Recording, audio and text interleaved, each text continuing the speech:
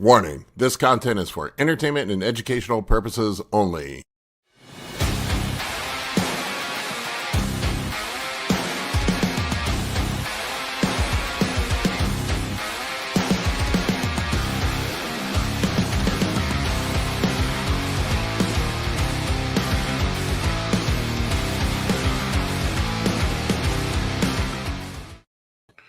All right, what's up, everybody? Mike will be with us in just a minute. He is having some technical issues. His computer froze up on him, so we'll just get started without him. We'll give you guys some updates on things. I actually today went and saw my endocrinologist.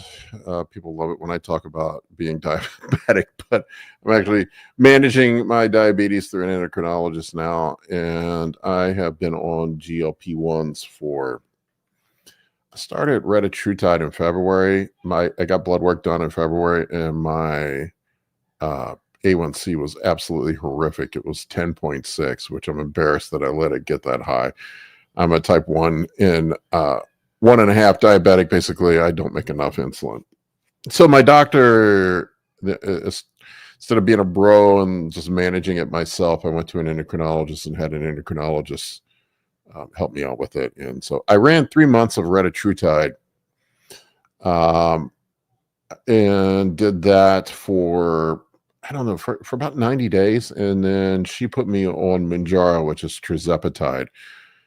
And long story short, I dropped my A1C from a 10.6 down to, it was a 5.6. I think it was 5.6. Yeah, 5.6 today when I got my blood work results back. Marty says he never forgets I'm diabetic. People love when I say I'm diabetic, but yeah, it was pretty remarkable the impact that the GLP-1. I've never had anything have that big of an impact on both my lipids and my. There he is. I don't think we have a microphone, Mike. I don't hear you, or it could be me. Let me double check. No, I have my microphone on. Can't hear you.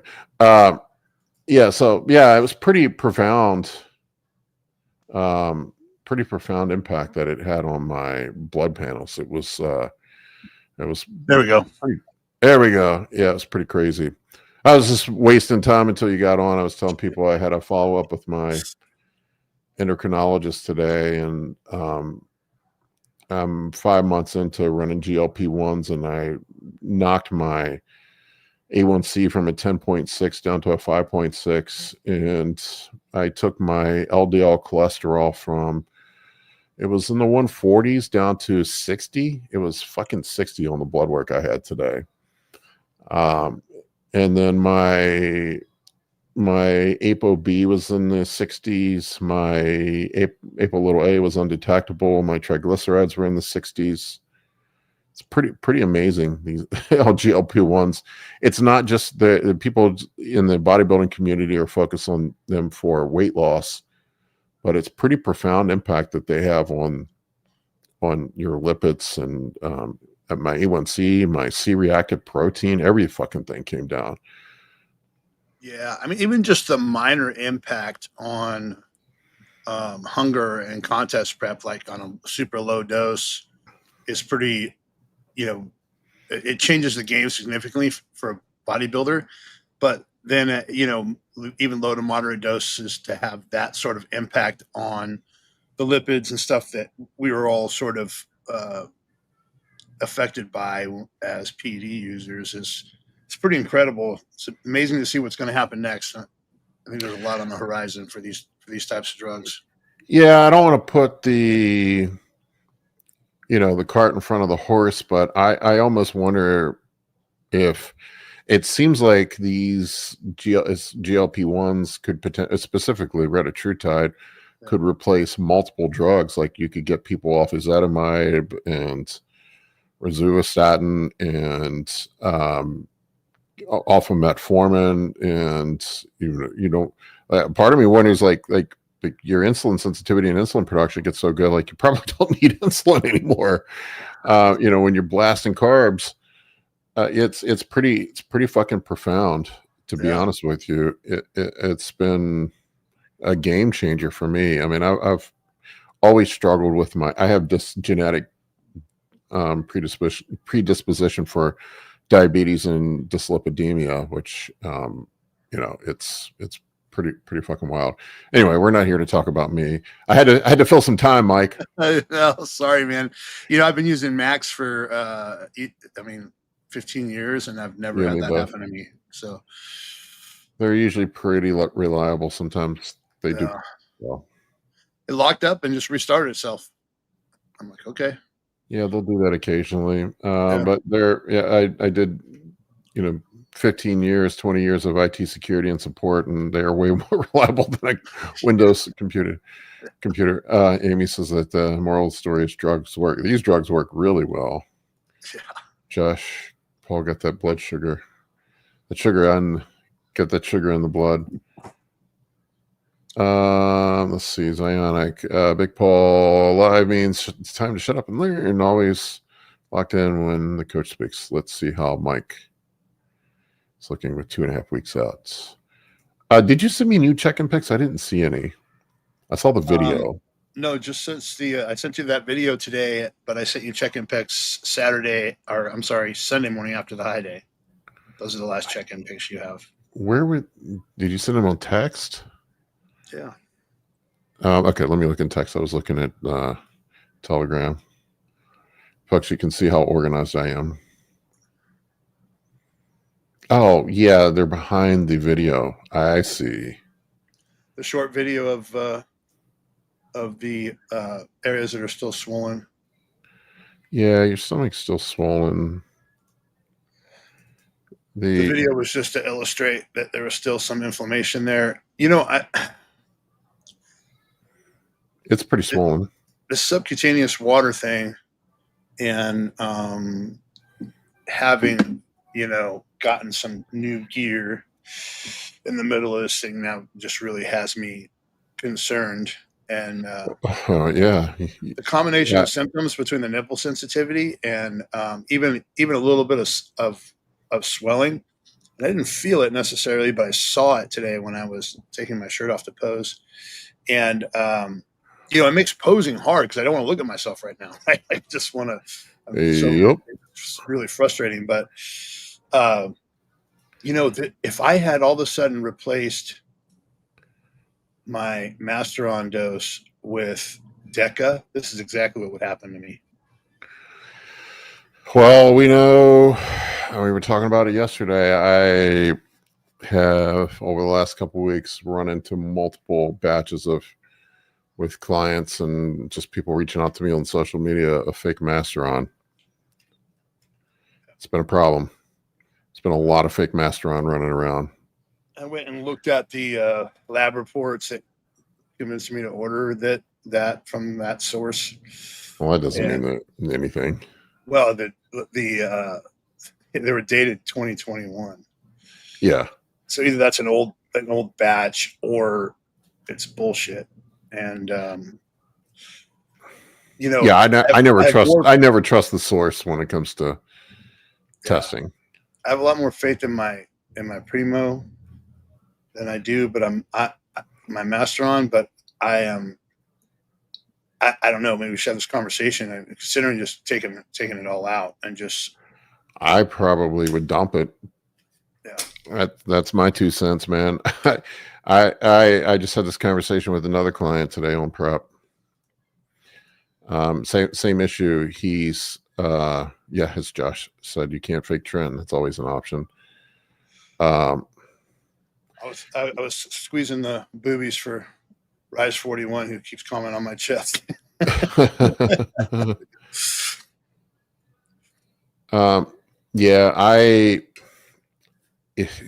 never thought I'd live in a world where I'd have to worry about fake Masteron and Masteron being the most expensive PED.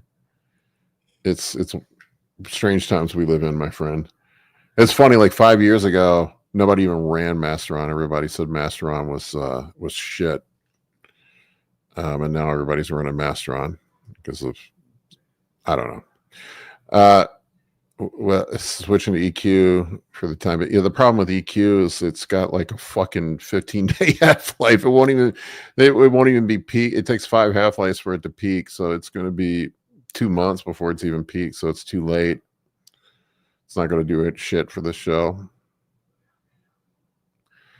Mass isn't needed anyway. Yeah, you could just go hard to the paint with one straw from here to the finish line. That is that is a possibility. But yeah, having the gyno flare up, the water issues that we're having.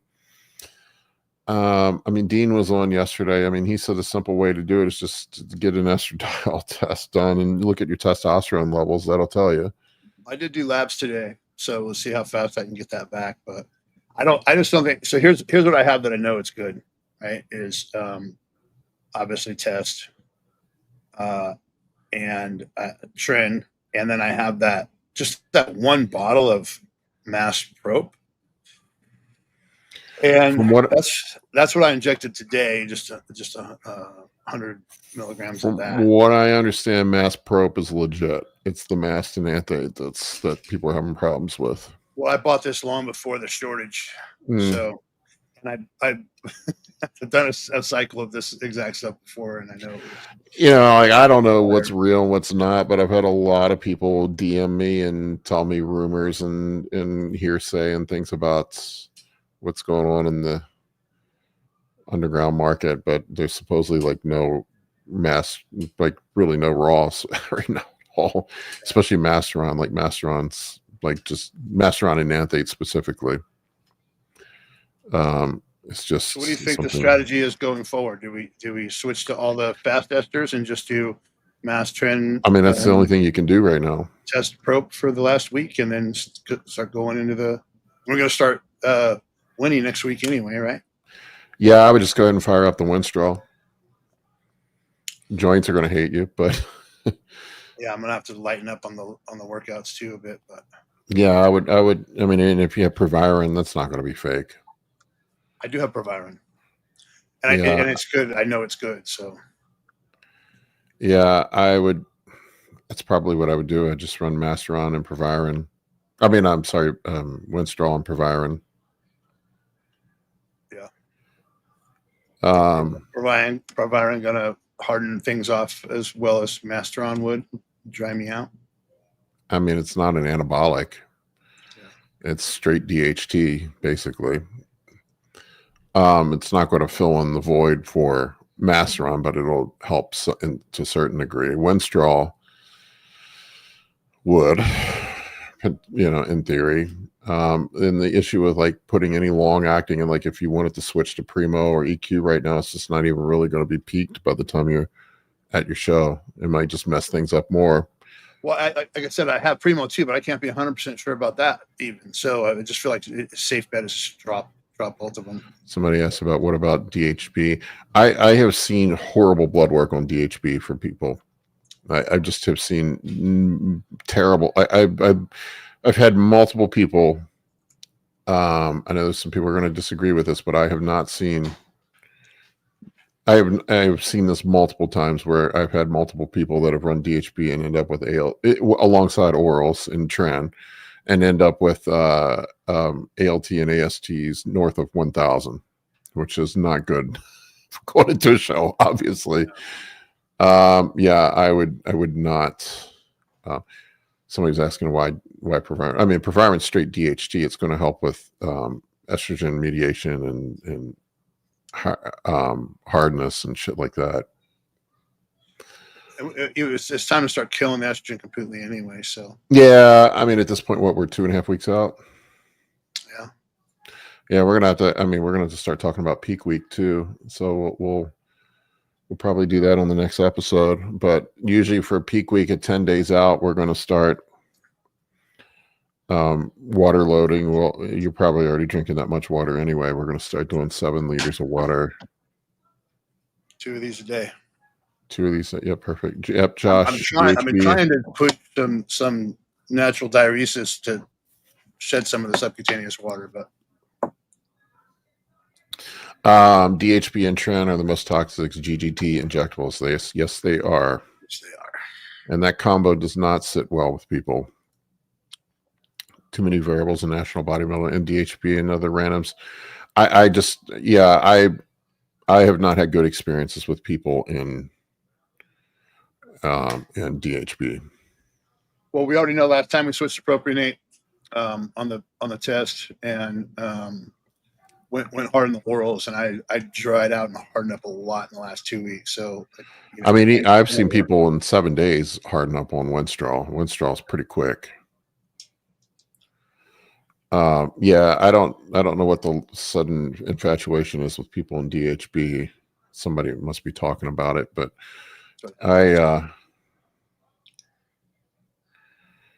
Broderick says that DHB trend is the most anabolic, but it's not about safety or results. Yeah, I don't know. I gotta be careful what I say. Yeah. Well, I know there's a couple of influencers and some that we know that have been just all I'm saying is guys that have never gotten anybody hard or in shape for shows probably shouldn't shouldn't be making recommendations about what works at the end of shows. I'll just leave it at that. What does this say? Hey Paul, StreamYard or YouTube change the display on your side where it gives us an at crap when you change your, can you change your username? I have no idea what that is. No clue, man. Could be a StreamYard issue. Don't know. Well, as soon as I StreamYard, locked my computer up today, so who knows? Yeah, I mean, StreamYard has had some issues lately. I had it crap out on me the other week. I've been thinking about switching over to Riverside, but StreamYard's been with me for years. Well, it hates Safari, so I use Google. Josh says Paul gets people hard. I don't know how to read that, Josh. That could go many ways. Is it the feet pics on contest prep? I just like here's my thing. Like, look, there's a bunch of different other off the wall exotic compounds that you could potentially use at the end. I like just sticking with the tried and true proven shit. 2 weeks out, 2.5 weeks out is not the time to be experimenting with new shit. That's just kind of what I'm saying. And everybody, it's funny, like everybody likes to reinvent the wheel. I think it's cool. A lot coming up with some novel new idea that nobody has ever tried gets views and is great for making content and it's I'm trying to think of a way to phrase this without pissing people off. It's great for views, it's good for generating interest, but it's not always great for results. Well, it seems to be that everybody is so eager to post something new that they just keep recycling old shit. I mean, DHB is not a new compound. It's just somebody decided to talk about it. No, and it's funny, like we keep circling back to the same shit that's always worked. Mm-hmm. I mean, and it really, if you look at physiques, they really haven't changed that much in the last 25 years. I mean, you could argue that you put Ronnie Coleman, 2003 Ronnie Coleman on stage and he beat everybody right now. It could. Or Jay Cutler in 2005, 2006. And I know what those guys ran. It was test, EQ, trend, and Winstrol. That was it. That's what they ran going into shows.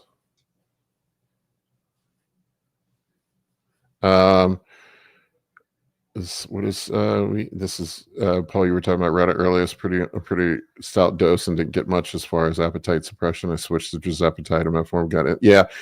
Reddit is not very strong at appetite suppression. The tirzepatide, the appetite suppression is pretty profound. That's why it's good for bodybuilders. Yeah, I really don't think I want to stay on the tirzepatide. I think I want to go back to Reddit because it's just I can't eat. Yeah, I mean, Reddit quiets the food noise without washing your hunger. You can still. Yeah, it's mild. Joshua Perry, exactly. I haven't found an anabolic steroid that doesn't work. Yes, they all fucking work. The right thing at the right time. You definitely don't pump yourself full of Deca 3 weeks out. Yeah. I mean, really going into a show, what we're concerned about is things that are going to help with removing water.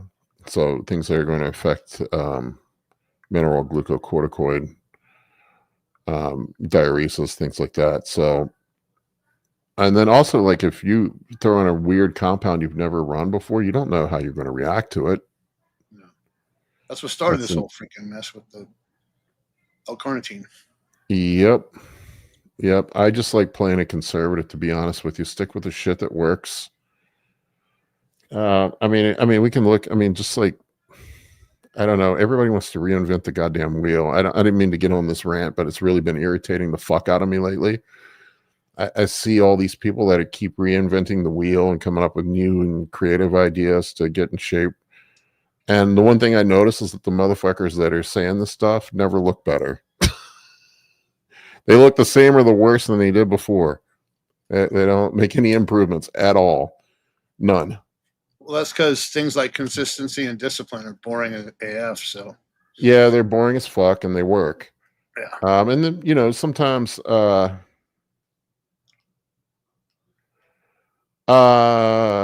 yes, everybody's going back on the Retta. Paul, if I'm not correct, I believe that you said you had better results with your BGL and run. Yeah, my fasting glucose was lower on the Retta than it was on the Trizepatide, but my A1C dropped to 5.6. So I don't know. I mean, it was 6.4 just a month ago when I had it tested, and then now it's down to 5.6, and it was 10.6 in February. Xionics ran it out. Yeah, I don't know. I just like, I get tired of everybody. Like, there's a lot of it on social media. Just dudes fucking chronically overcomplicating shit. Like, really just like getting consumed with minutia that just doesn't fucking matter. It doesn't make it. At the end of the day, we're bodybuilders and we're doing bodybuilding shows. And if you don't look better on stage, I don't care about your injection timing. I don't care about what weird compound you're running. I don't care about your macros. Like, it's just like, it's like, if you don't look better on stage, then whatever you're doing is not working. It's just really that simple to me. And it's the guys that tend to have the most complicated protocols and the guys that tend to pontificate the most are usually the ones that don't have results. It's true. It's just been my experience. Like the they best, keep putting the same physique on stage year after year in the same placing 7th. Yep, that's just what I've seen. And it really, I did a great interview today, and I'll have it up in the next day or two with oh god damn it, I forget his name, but Vinny, the guy's won a bunch of masters bodybuilding shows. Let me find his Vinny Galani. Vinny is kind of he's kind of a badass in masters bodybuilding. He's one of the best masters bodybuilders in the world. I think he's won like 15 master shows. Yeah. And Vinny reached out to me and he heard me talking about just keeping shit simple, and he wanted to talk about, yeah, he's won 11 masters overalls in the IFBB and a 2 times masters Olympian top 5 finisher. So and dude's almost 60 years old and beats guys, younger than him. And we were just shooting the shit about keeping stuff simple, like just like not overcomplicating stuff. Like we didn't really get into details on PEDs, but like if you knew what Vinny did, you'd be like, what? I don't think he wanted to go into details about his protocols because he said he likes to really make it about the training and nutrition, but he just keeps shit simple. Yeah. He's just consistent and he's a hard worker. Anyway, that's it. Rant over. Ran over. Sorry, guys. Yeah. I've been really irritated lately with some of the craziness I've seen. It just fucking drives me nuts. Thanks, Zahonic. That makes me feel better. Paul J, how often do you dose your GLP? 1 week seems too long. Yeah, I was doing 5 days because the half-life, well, on Retta, the half-life's about 5 days. That's just what made sense to me. I don't know if that's right.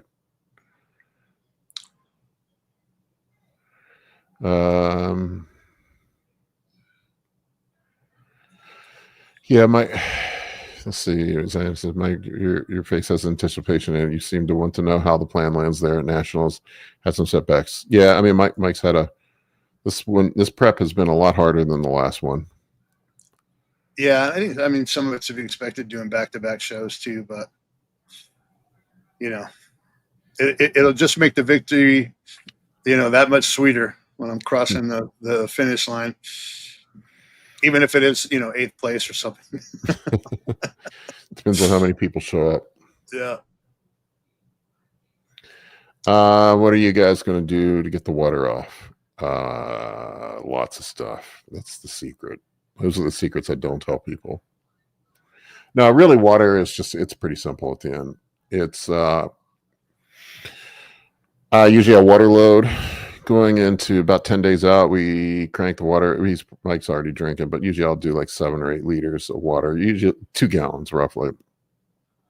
And then the day before the show, we will cut back to a half a gallon, 2 liters essentially throughout the day. So like 10 ounces with each meal.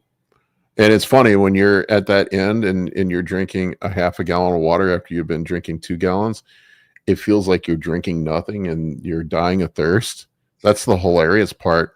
And a half a gallon, is, 60 couple ounces of water is probably more than most people drink in a day. I have a hard time getting the guys that I coach to even drink 2 liters of water a day. So, yeah, and that's the funny thing is, but what happens is this is just my bro explanation of it, so the science nerds can fucking kiss it. But what happens is your aldosterone, from what I understand, aldosterone regulates to the water that you're drinking, so it'll regulate to whatever the 7 liters is, and then when you pull the water down, you continue to pee like you're drinking that when you have less water in. So you will pull water out. There's other things we can do to manipulate water retention. There's things like dropping the growth hormone. We drop all the injectables to try to drive down inflammation. We high dose vitamin C and vitamin B complex going into peak week. That can also force natural diuresis. Smashing estrogen is going to also help with water retention. And it's funny, everybody always thinks it's all about diuretics. Usually if you do need a diuretic, it's a very small amount, like just a tiny little bit, just to force that extra little bit out. I personally run, and this is not what I'm telling Mike to do, but this is what I do. I'll run like 25 milligrams of aldactone 2 days out and another 25 the night before the show, and that's plenty. I always feel like I'm one of the driest people on stage. So those are all the things. And then also just kind of washing off some stress on peak week. I think a lot of guys are driving peak week and try to continue to burn fat. And at that point, fat burning really should be done going into peak week. It's if you're not ready by peak week, as far as body fat percentage goes, it's too late. You're just not ready for the show. So during peak week, I like pulling training back. I like pulling the cardio back. I like increasing the food a little bit, trying to do things to facilitate sleep and people to use the bathroom, just all these little things to wash off some stress. I want guys to sleep, even if that means, taking some ZQuil and some melatonin and shit like that. But we want to get guys rested. We want to get guys fed, nothing too crazy. I don't usually, like with the carb up, I don't go as high. And I'll show you guys my framework for peak week. We'll talk about it on the next episode. So if you want to see, this is your cue to tune in next week. We'll go over the peak week protocol on next Monday. I'll pull the curtain back and show you my peak week protocol. Zonic, I'm a heavyweight bodybuilder. 50 plus. Cyanic, this is honestly the best lives I've ever been in. Big Paul and Mike interacting and everyone making me feel like next level. Genuinely appreciate it. I will. This may come as a surprise to you, Zionic, but I script none of this out. I pull all of it straight from my butthole. I literally, Mike was like tuning in. We didn't really pre-script any of this. This is just this is a live reaction. Shoot from the hip. Shoot from the hip. This is when I first started making content, I would just script everything, and I would do like and I still do it on occasion. Like if I'm doing a deep dive, I'll go through and do research and make sure that I have everything planned out. But what I found makes the best content is just shooting from the, like you said, shoot from the hip, be authentic, and just don't be contrived. Don't worry about getting views. Just be real. Really, it's that. And I think that makes that's the stuff I like to watch. So yeah, either people like it or they don't. And if you don't, I think this little series we're doing is pretty cool because it gives some insight into the coaching relationship that people aren't getting anywhere else, I don't think. And if you don't like it, you can kiss my ass. How about that? The ass that all this came out of. The ass that all this information came out of, you can kiss it if you don't like it. It's funny. Oh man, this is what happens when I'm slap happy. I got no sleep last night. Let's see. I totally know that it's just the fact that you're putting our comments up and actually respond to them, versus the Sunday stuff. Always nice to see Amy look over the comments. You get us too. Yeah, it's a little different when we have the whole crew on managing things. Although I do not plan the Sunday ones at all. I might jot down like 2 or 3 things that have went on in the week. But I try to defer to other people and let other people talk on the Sunday ones. It's not just about me. Yeah, I try to prepare, but not script. Have some ideas in my head. Paul, I can't count how many boring days you got me through my old job. I finally saved up enough to open my. Congrats, man! Welcome to entrepreneurship. I love entrepreneurship. I thought about actually making another channel about business and success. I've been an entrepreneur my entire life. I love business as much as I love bodybuilding, and I've run multiple. So is Mike. Mike's run businesses too. I've gotten my ass handed to me a few times, and I've done well a few times. And so, you win some, you lose some, but there's only one boss in this life that I like, and that is me. I couldn't imagine working for somebody else ever again. Nope. No. Nope. Lucas. Hey, Lucas, what's up, man? I saw a meme that said something like, welcome to entrepreneurship where you make your own schedule. You can be up at 3 a.m. panicking and at 10 p.m. doubting everything. I was talking to a friend of mine. He was like, I want a flexible schedule. And I'm like, yeah. Careful what you wish for. Yeah, you get. Yeah. I remember one of my friends went to work for Microsoft, and Microsoft has a flex schedule. Like they don't have any, from what I recall, a lot of the Silicon Valley companies don't have like any vacation or leave policy. And he said the theme at Microsoft was you get to choose when you work your 80 hours. That's how entrepreneurship is. Yeah. Yes, your schedule is flexible. You get to choose when you put your 80 hours in. Yeah. Well, the best thing about it is if you forego some instant gratification and keep your head down for a number of years, the freedom comes over time for sure. Yes, it does. You can do things like leave town for 12 weeks and train for a bodybuilding competition in 2 states over from where you live. So. Yep. Yeah, Mike is living the dream. He's living my dream. I don't even have that kind of freedom. I still got 2 kids holding me down. Need to get those fuckers out of the house first. Hopefully they didn't hear that. Yeah. Oh, I've been home man. for 5 days, mostly because, obviously I miss my wife and everything, but mostly because the grandkids are coming to visit, and the 2 older ones are in Michigan. So you don't have the responsibility of having to be there for them every day like you do your own kids, but you never want to miss an opportunity to spend some time with them. And so anyway, How old are your kids? mine are my son is 35, and Oh, they're older. yeah, and my youngest is 25. And I'm those are envious, Mike. I wish I'd started earlier. yeah. Well, those are the two that pretty much have taken on executive roles in my Oh, cannabis that's company awesome. and make sure that it runs without me. All I do is sit in on meetings that they run now, so it's kind of cool. That's got to make you proud. Yeah, I am super proud of both of them. Wes asks me, how's the mentorship going with AJ? Well, I just renewed up with him for another quarter, so very well.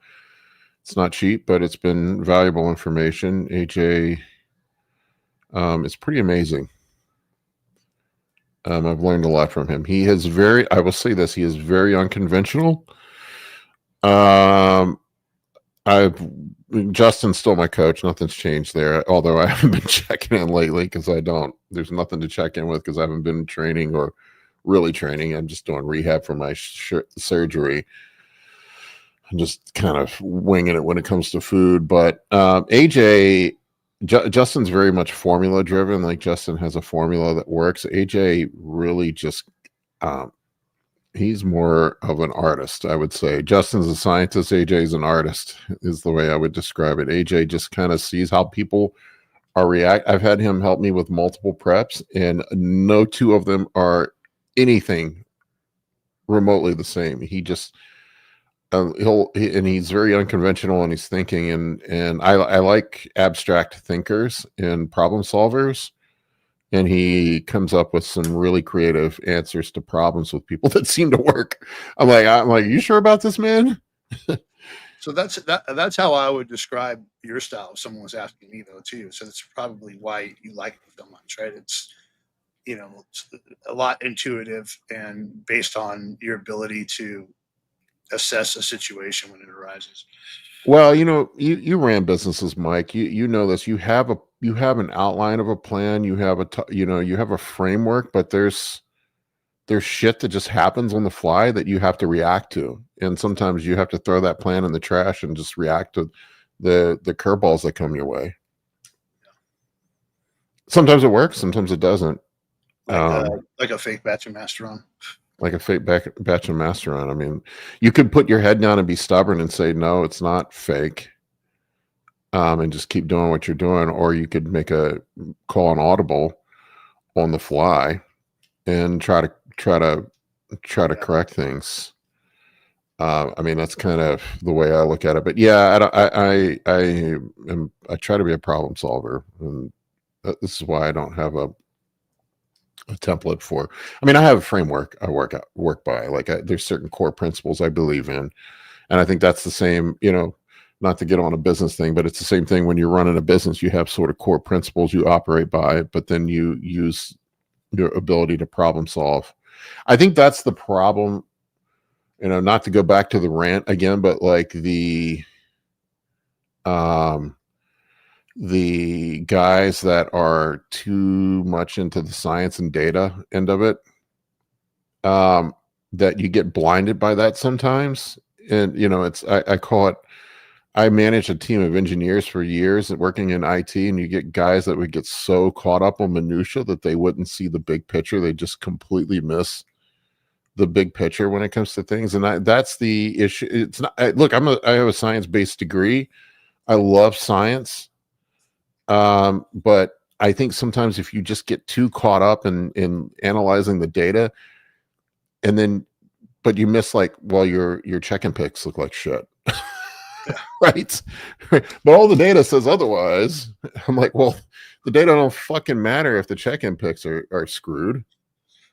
Well, I think it's part of being a CEO too, is that the numbers matter, right? And yeah, they do matter. Yeah, so you have to know the numbers behind anything, but one of the reasons why you have to know is that you have to be able to see where there's a problem, And I describe management like a lot like you build a machine like a business or a team, and you stand back, and you need to be able to take a 10,000 foot view of that machine and make sure that everything's working. If I'm down taking the place of one of the cogs in that machine, I'm unable to see the entire machine. And so you have to know where everything's at, so you have to have the schematics. You've got to know, the things that work and the things that don't. And so when there is a hitch in the machinery, you know how to react. Well, I saw it was Jeff Bezos, love him or hate him. I mean, he's one of the richest guys in the world, so he's done something right. But I saw him talking about how they got too buried in the metrics for a while in Amazon, and he said the metrics don't matter if your product sucks or the customer is pissed off.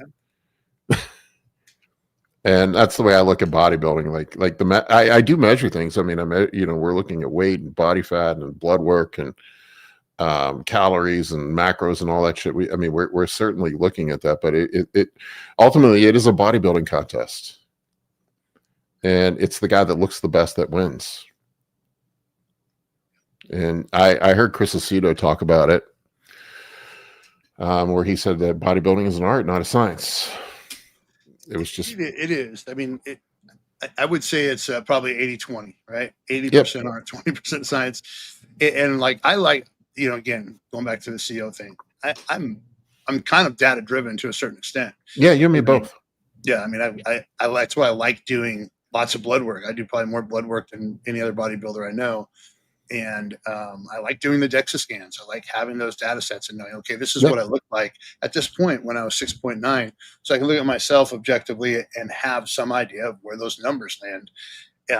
You have so much more experience with all of this. You're able to tell me what my DEXA scan numbers are before I even go. I mean, yeah, I'm pretty accurate. I can usually get it within 0.5% or so, usually just by looking at the pictures. Yeah.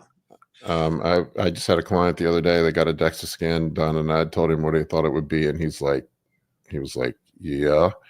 He goes, we'll see. And it came in like almost exactly what I said. I do know, so look, this, talking about data, this is the stuff that DEXA scans won't tell you. We know what body fat is. We know what your body mass is, what the weight is, but it doesn't tell us, whether or not you look dry. It doesn't tell us whether or not you look flat or full. Those are things that we have to use our eyeball for. But we do know, I do know from years of coaching that 6% on a DEXA, 6%, between 5 and 6 is usually shredded glutes. I can tell you that. Anybody who says it's 3 or 4%, they don't know what the fuck they're talking about. Well, I told everybody I got on stage in my first show at 3%, and that was my old school bodybuilding coach using calipers on me every Sunday. Yeah, I mean, and calipers always read lower. Yeah. Yeah, they always read lower. But realistically, anyway, I was probably more like 7. But. Yeah, that's what I've seen. Like if you're 3 on a, just add 5 to whatever the calipers say. That's probably what you really are. In the DEXA scan, look, we're measuring visceral. We're measuring. I mean, your brain is fat. I mean, if you're 5%, you really have on a DEXA, you have no subcutaneous fat left. So there's a data point we have. We look at weight when we're going into peak week. Let's say if your best look is at 210 and that weight goes down or that weight goes up, we know that we need to make adjustments with the food to, we find that the weight where your best look is at. Like if you're still looking wet or, at 210, we know we need to pull the weight down a little bit. I feel like we've been consistently about 2 pounds higher though. Which, not to let the DEXA scan data too far into my head with that, but the scale when I get on it every day after a high day versus, going down to depletion, I'm about 1.5 to 2 pounds heavier overall, than at the Emerald Cup. And I think it was 212 that we tried to hit when I got on stage at the Emerald Cup. Andrew's got a good point. The majority of doctors in my residency were too into the books and failed to think outside of the box and observe the case-specific variables. The nurses that were NPC competitors, I'd help them. Yeah, you know, that's exactly what I've seen with and this is kind of where I was going with that rant. This is what I've seen with incredibly intelligent people. They can recite fucking studies and numbers and metrics and all sorts of stuff, but then when it comes to abstract thinking and problem solving, they suck. Yeah, And my but you know, primary care is that guy. He knows the manual, what to prescribe, how the book says, but you ask him to solve a problem and and he won't read a study. I tell him, look at this study. I'll cite studies all the time when he talks to me about my blood work, and he's like, he hasn't read one of them. Josh is on a roll tonight. I think I missed some stuff back up here.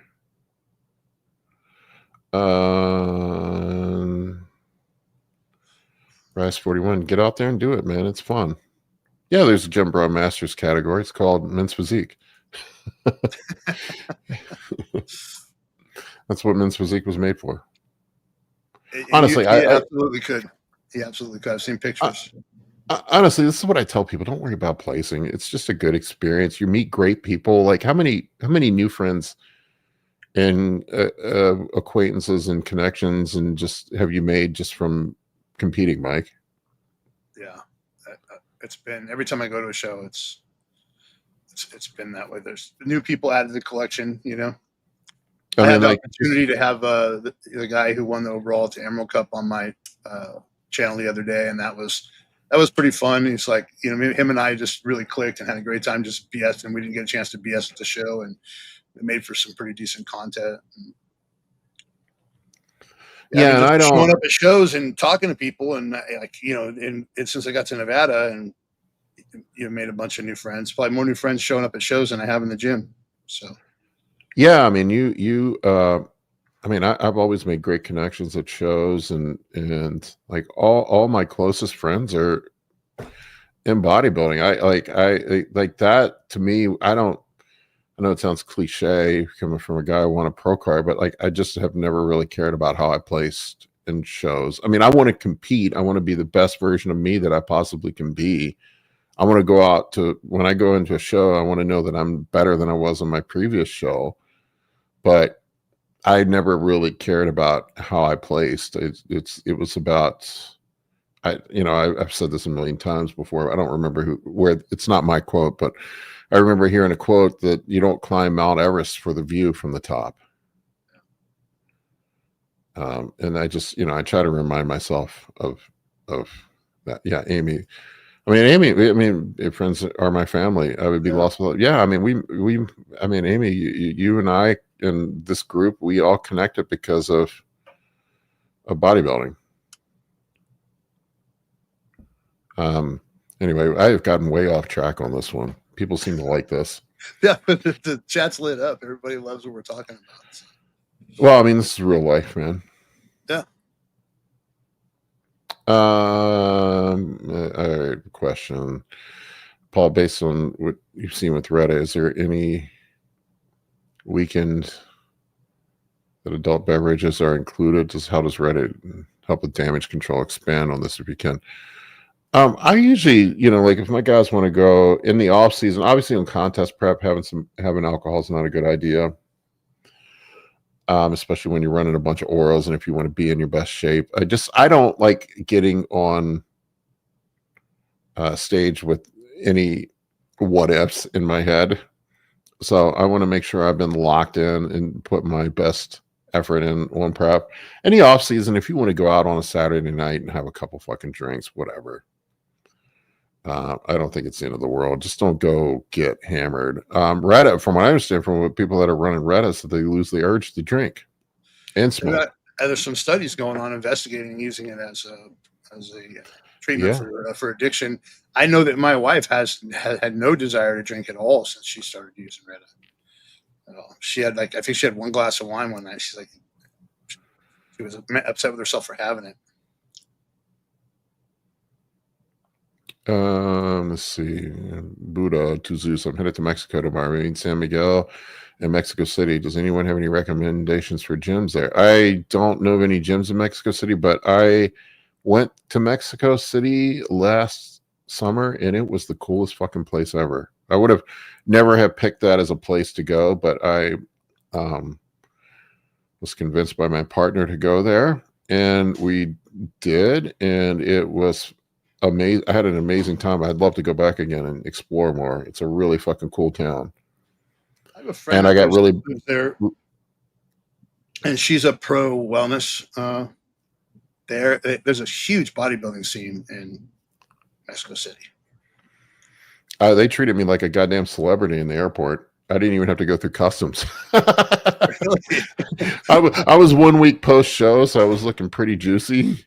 Yeah. You know, that 1 week post show when you've gotten some food in you and you're puffed back up and still got a tan and shaved down. Well, we know this guy's holding. Just let him through. Oh man, the dudes were like taking pictures with me, and they were calling me Arnold. They couldn't speak any English. They kept calling me Terminator. No. I'm like, you want to check my bag? Like, no, just go. I'm like, okay, cool, man. Cool. Yeah. They yelled pharmacia. Yeah, I was kind of blown away by the pharmacies in Mexico. There was one right next to my hotel, and they had everything. Well, Test Deca. I saw some Primabol on the shelves. Who knows if it was real, but it was there. Yeah, every other country in the world except for this one. Pretty much. Yeah, Australia. Yeah, there's some of the Scandinavian countries are pretty uptight. One of my clients, I think, is it Norway he's in? He said they'll actually show up to the gym and blood test people. Oh, wow. You look like you're on gear. I'm like, are you fucking kidding me? Yeah, Timothy, we were talking about the water earlier. We think Mike might have some fake masteron. He also has an infection on his stomach that's healing. When are you done with the antibiotics? Today's the last day. Okay, yeah, I wouldn't start the Winstrol until you're done with those. Okay. And I would make sure you're running some NAC, Tucka, and milk thistle as well. Yeah. I was going to tell you too. This is one I picked up from AJ for a peak week pickup. If you haven't done so, I don't think I told you to do this. It's called Cortabolic by MPA Supplements. It has emodin in it, which helps with suppressing cortisol. Let me write that down. Matt Porter. It's Matt Porter Supplements. Oh, it's MPA? Yeah, MPA. Yeah, it's not Cortabolic. It's something else, but yeah. Quarterblock, I think that's what it's called. Yeah, I've tried using his water stuff on my stomach on a few days too, and it's not really doing the thing. Yeah, the Vasodry. The Vasodry. Tim, what really sucks is being an ex-fat guy, and you have the extra skin there, and that's exactly where the water puddles up. Yeah, I mean, usually I see that tighten up when we pull water at the end. That usually goes away. Of course, I have loose skin. I had an abdominoplasty done. I had the excess skin removed. That was a brutal fucking surgery, man. Yeah, I need to have 360 degrees done and my chest. So usually coming at some point with the 360, I wouldn't do the chest because it just permanently scars your chest. It's not worth it. The people that I've seen that have done it, it doesn't look good.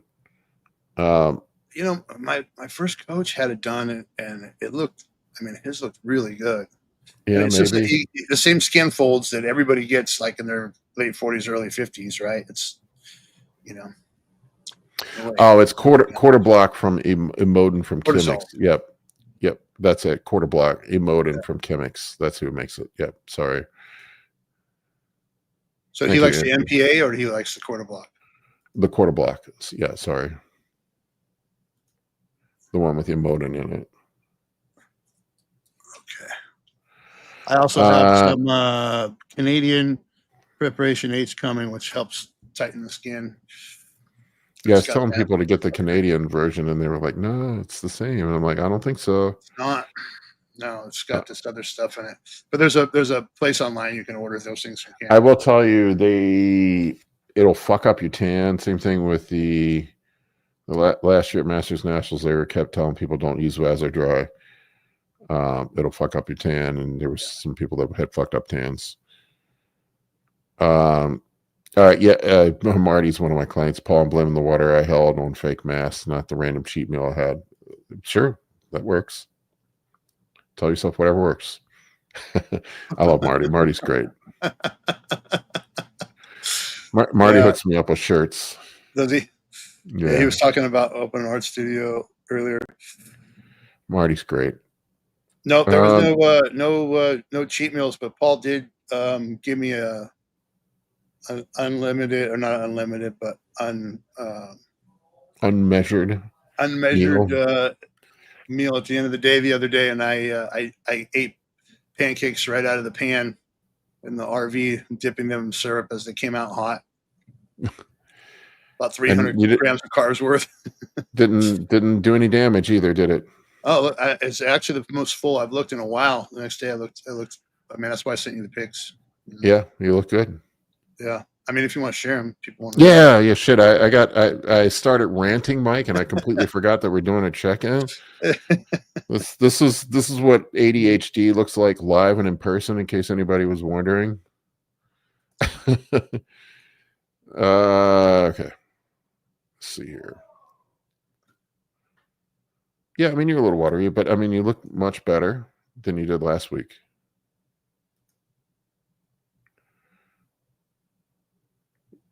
Yeah, that loose skin is just, it sucks. It just is what it is. We'll get it tightened on the going into the peak week. It'll tighten up. Yeah, I mean, even after the pancake, so I mean, I could still fill out more. Yeah, we'll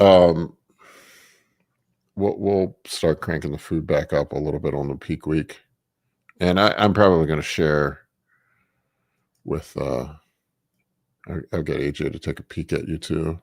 Tanya, the cookies are coming from two places this year. There was someone talked about some cookie place in Pittsburgh the other day on the podcast. I think it was Nick Walker was talking about it. This cookie place in Pittsburgh, and then the Blakery, which is another online cookie place. So there will be cookies the day after the show.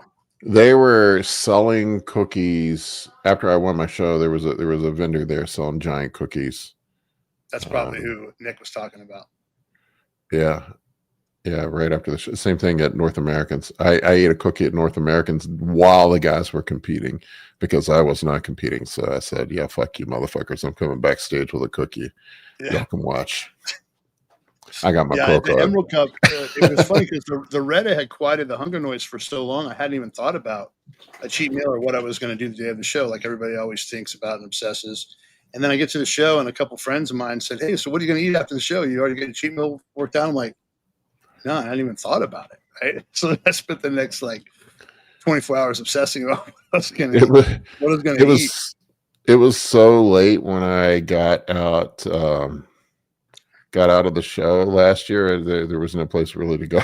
So that's the problem with these national shows. They can go late sometimes. But if you're in, you're in the over 50s, usually you're out earlier. Yeah. What is the place in Pittsburgh that's famous? The sandwich place, the Primanti Brothers, I think that's the name of it. The one that puts the French fries on their sandwiches. Yeah. Tanya, you're right. Publix cookies are the truth. Yeah, Primanti Brothers. That's the almost famous deli. Yeah, Mike. I'm gonna fuck you up, man. I'm gonna be that guy. That's all right. I'm good. This is I'm gonna share this. This is a Primanti Brothers sandwich. If you want to know what we're talking about here. Oh man. It's corned beef, French fries, sauerkraut. It's basically a corned beef sandwich with it's like a Reuben sandwich with French fries on it. French fries and tomatoes, yeah. There's a place in the Bay Area that makes ridiculous sandwiches like that. I don't remember the name of them, but I don't know what the best cookies Rice are. 41. The pancakes were good, man. I'm not gonna lie. I'm a cookie guy. That's usually what I go for. Prantle's Bakery is known as the best bakery in Pittsburgh. Nancy B's Bakery. It looks good. All right. I shouldn't be fucking your prep up with food porn. I'm good. Instagram does that to me all freaking day anyway. You're deep in prep when you're. There's been a couple of years when I'll get clients once in a while that'll send me pictures of shit when they're at the end of prep, and I'm like, "Yep, I know how you feel, bro." Well, I mean, you watch one video and you think that they think that that's what you want to see, so they show you more of it. I remember I was at I watched one midget video, and all of a sudden, the Instagram's convinced I got to think it's midget. Little people, sorry. Little people. Yeah. 2025, Mike. Come on. Little people. I don't remember which prep it was, but there was one where I always get weird. There's like one thing I get hyper focused on. Last year it was pizza. I wanted fucking pizza post show. Which I never really eat pizza. I don't know why I was dialed in on pizza, but I wanted pizza. I love it, but I feel like garbage for 2 days after eating. It's just not worth it. Yeah, all the nitrates and the sodium and just to be a damn good pizza. To be worth it. I don't know. I was dialed in, but I remember there was one year where I just kept watching baking shows. All right. So plan. Let's drop the fake master on. Yeah. We'll go to Winstrol. You already made some changes to the diet. Yeah, we'll leave the diet alone for now. Check back in with me in a couple days, probably Thursday. Yeah. We'll see what you look like. Really, probably starting in 2 weeks out. Just check in with me daily. Okay. Yeah, the extra 50 grams of carbs back in definitely. This is the first day I've had a medium day, and as far as my overall energy goes, oh yeah, we didn't even talk about your diet. Just so people know, we put a little bit of food back on Mike's medium day because he said he was just bottoming out at the end of the day. By noon. Yeah. Marty said, I like trashy food like McDoubles. Yeah, you and me both, man. I eat like a 5-year-old. McDoubles and Doritos. And sodas. Yeah, Chick-fil-A.